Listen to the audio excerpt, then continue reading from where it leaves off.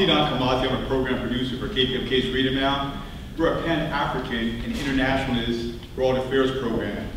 And we're strictly anti-imperialist, which really simply means that we believe in the right of all nations and all peoples to self-determination. And I've got to acknowledge Arab America for Syria, particularly Johnny Ashi, who's been a guest on my show nonstop for 2 years, because I was educated in the Black Student Union movement, the Black Panther Party, and the AAPRP about the Ba'athist movement of Arabia.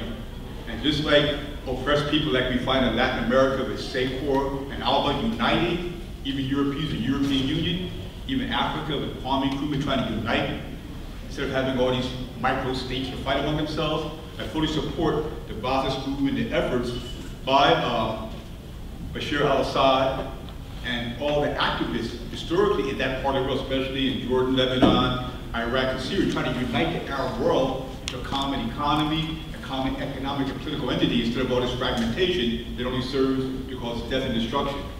I bring apologies from Cynthia McKinney, who just returned from Geneva, Switzerland. She went to Geneva very, very sick, because she was meeting with the Congolese refugee organizations who are campaigning to stop the massacre of Congolese in the middle, rich eastern area of the Congo. She had to go. I know people know the Congo is the largest nation in sub-Saharan Africa. It is in the midst of the first African World War. That's to say, 9 African countries are battling in the eastern region of the Congo, fighting among themselves for the interests of United States multinational corporations, because they have coltan, cobalt, diamonds. It's the richest country in the world. Over 20 armed groups are fighting. It might be of Syria so much. 20 armed groups are fighting among themselves to overthrow the government. It's kind of a preview for me what's going to happen in Syria.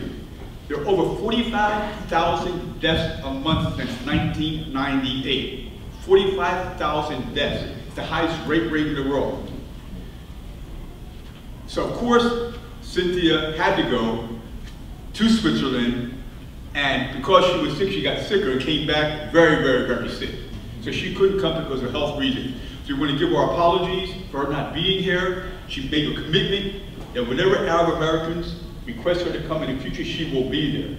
Now I just want to apologize to you all for that, but she had to deal with the Congo because as a congresswoman, that was one of her priorities in Congress under the Clinton administration, who, by the way, is financing through the Rwandan government these mercenary groups trying to destabilize the Congo and exporting natural resources for the interest of the United States in the Clinton administration. And she told me she used to go jogging with Clinton in the morning when she was in Congress, but both from the South.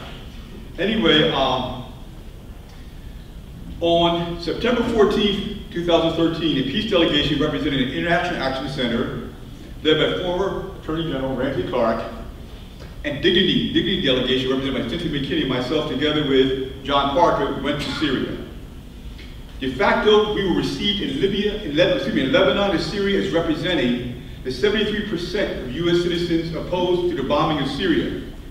And it was kind of shocking to me because I never got a mandate from 73% of US citizens, nor from the US Congress to represent the peace movement. But de facto, we were the first peace delegation to go to Syria after President Obama and the Democratic Party were forced by popular uprising among the citizens in Congress not to bomb Syria.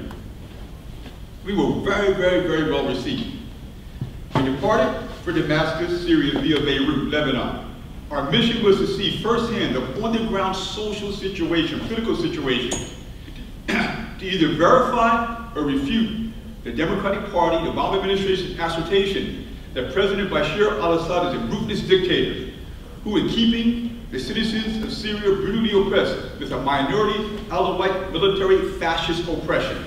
Buzzwords like genocide, weapons of mass destructions, al-Qaeda, Iranian troops on the ground in Syria, evil, nefarious.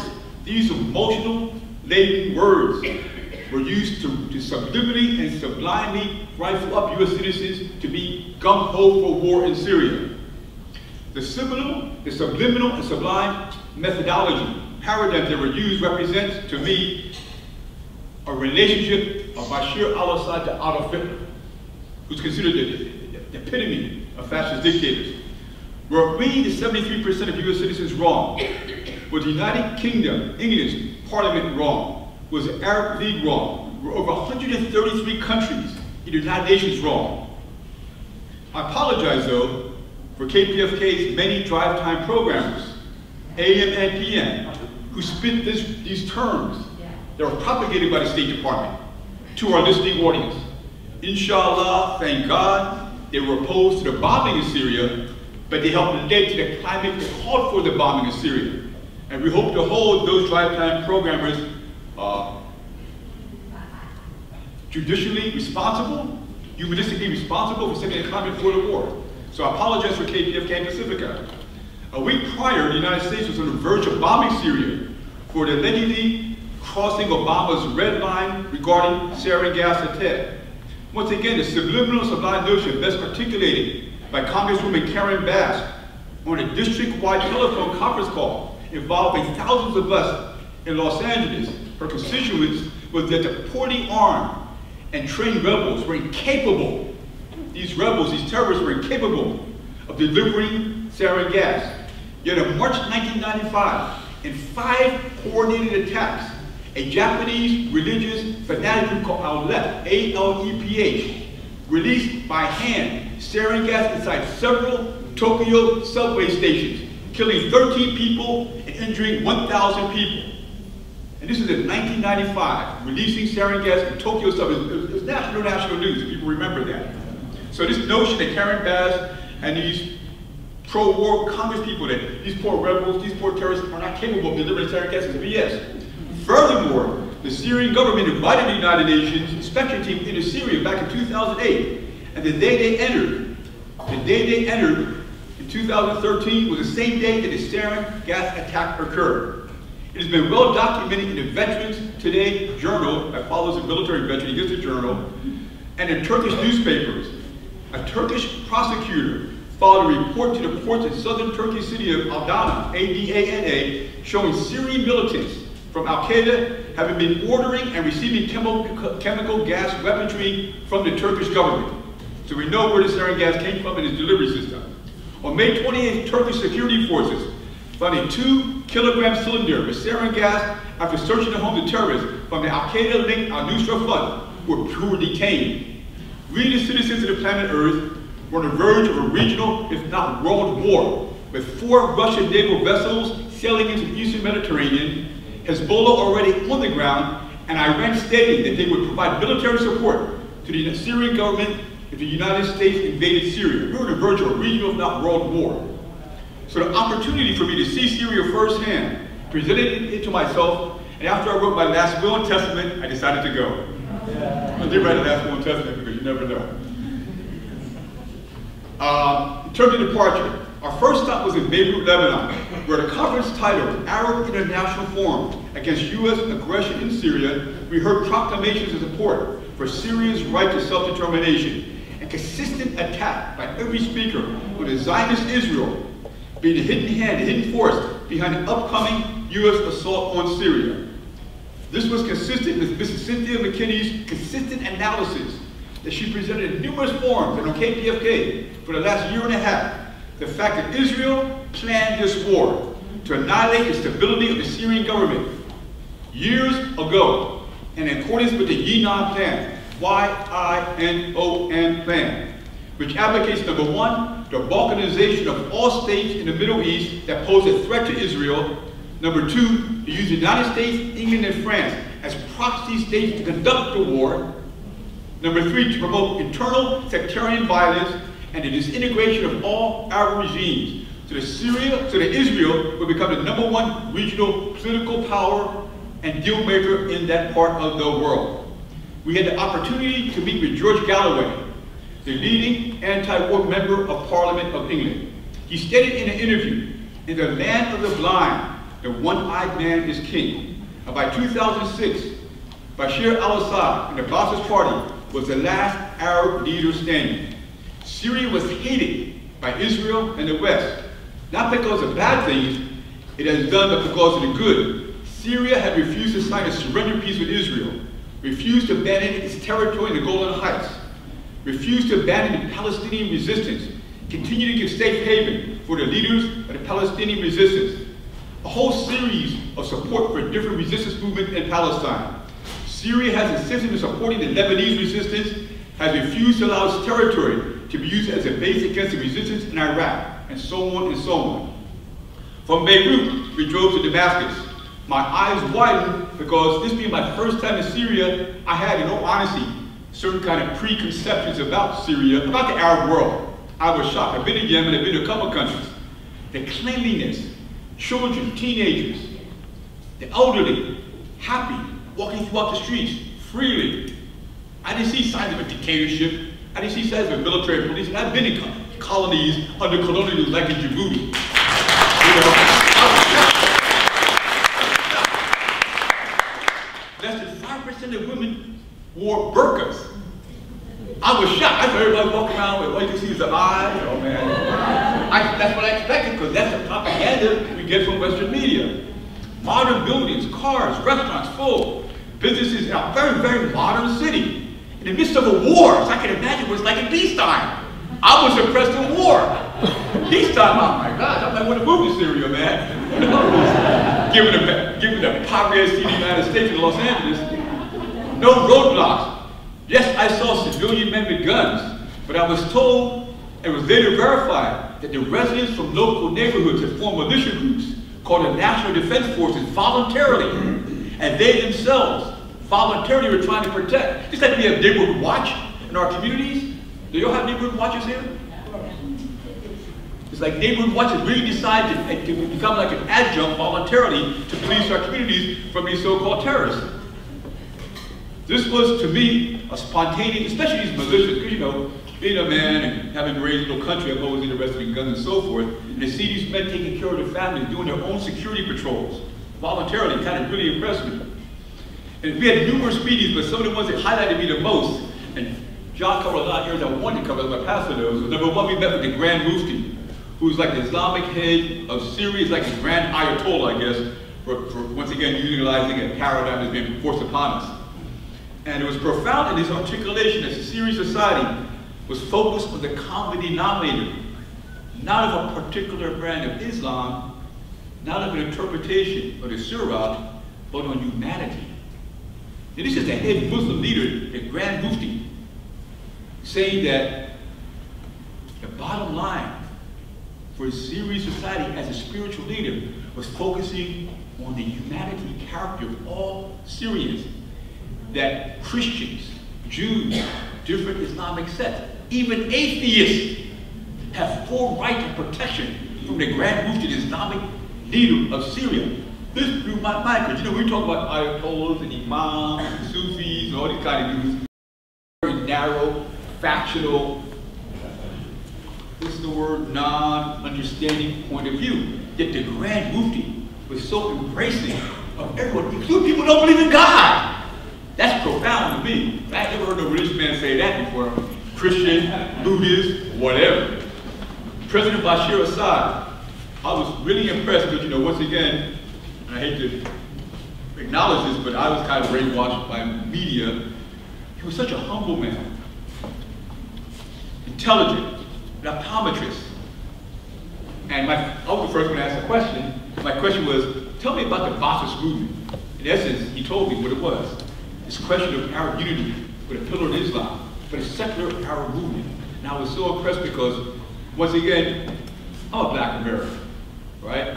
So, though I'm an internationalist, I'm always looking, analyzing things throughout the world from a certain set of values that are raised within the movement. And part of it is how you deal with women, how you deal with religious minorities, how you deal with ethnic minorities, how you deal with education of children.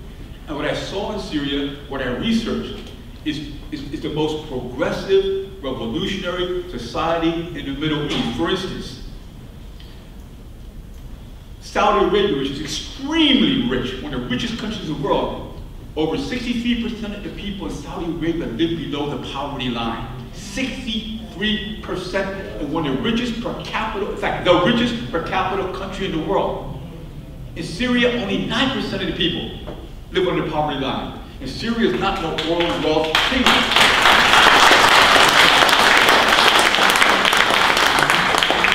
I was further impressed by Ms. Dadish, the sister founder of Over Our Dead Bodies, who, according to Western media, the Assad-Bashir government forced these young children, these students, up to the military post at Al-Qassam.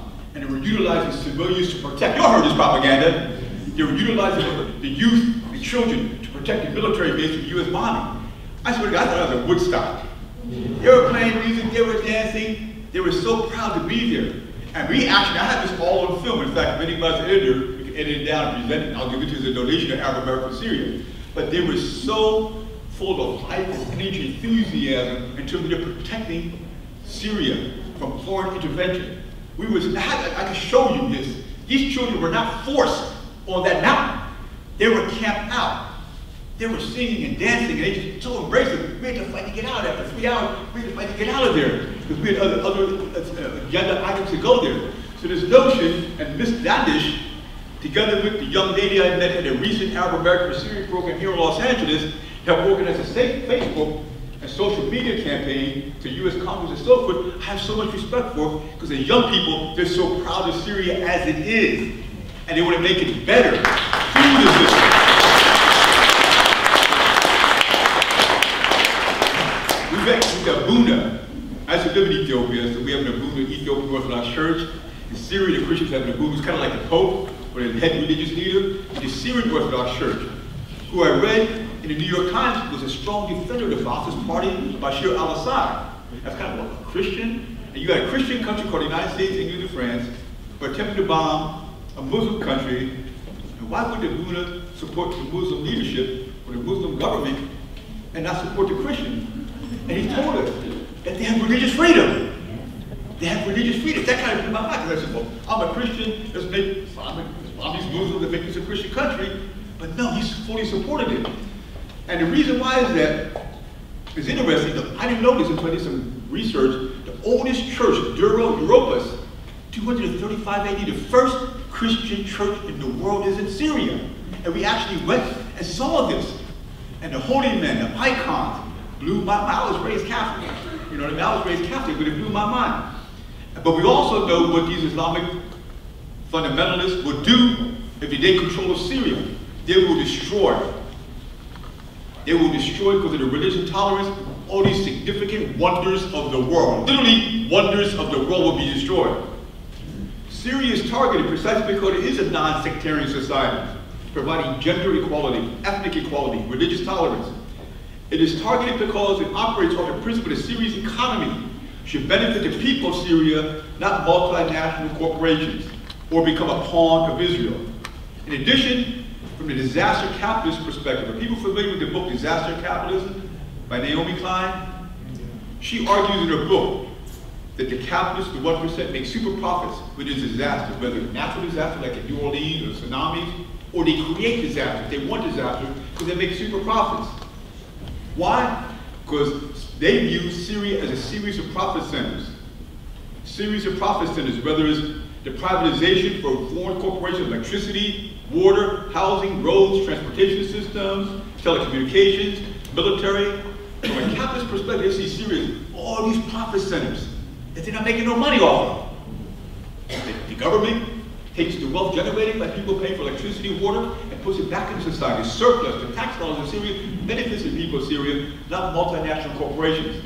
So from a capitalist perspective, Syria is a series of profit centers that are not benefiting the people of Syria, whether it's Halliburton or Bechtel or Westinghouse. So I'd like to close out by saying that I was very impressed. Syria reminds me of Libya under Gaddafi when I traveled to Libya a number of times. Syria reminds me of many progressive countries that have been attacked by U.S. imperialism, by Western imperialism, because they can't make super profits. And I believe that the government of Syria is a progressive government. Yes, there will be elections. Yes, there will be better change than what occurs today.